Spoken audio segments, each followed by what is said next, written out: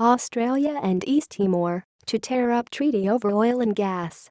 The split of $50 billion worth of oil and gas revenue between East Timor and Australia will need to be reviewed, as both governments have indicated they will tear up a 2006 treaty on the Greater Sunrise Reserve in the Timor Sea. The split of $50 billion worth of oil and gas revenue between East Timor and Australia will need to be reviewed, as both governments have indicated they will tear up a 2006 treaty on the Greater Sunrise Reserve in the Timor Sea. For years, Delhi had sought to renegotiate the agreement following claims Australian spies had bugged East Timor's leaders during 2004 negotiations. The reserve contains gas and oil worth an estimated $50 billion, but how the share of the spoils will be divided up must now be revisited.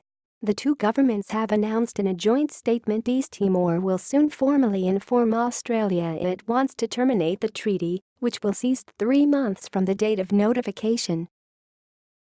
The treaty split future revenue of Greater Sunrise Reserve 50-50 between East Timor and Australia and put a 50-year moratorium on a permanent maritime boundary.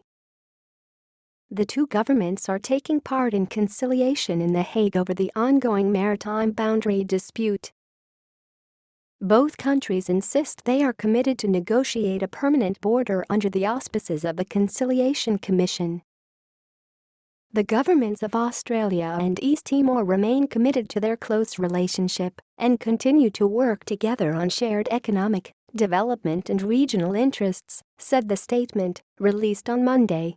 There will be confidential meetings held over the course of the year between the countries' representatives and the Commission.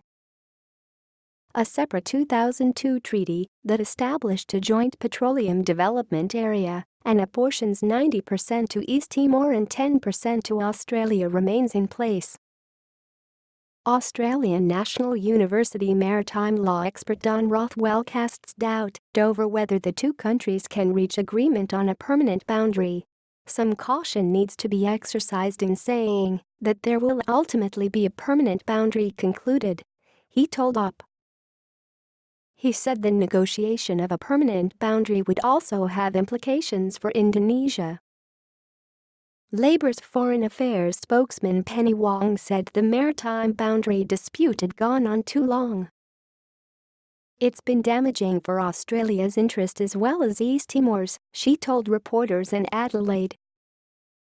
Woodside, which wants to develop the Greater Sunrise Fields, said it welcomed the commitment to negotiating a permanent maritime boundary.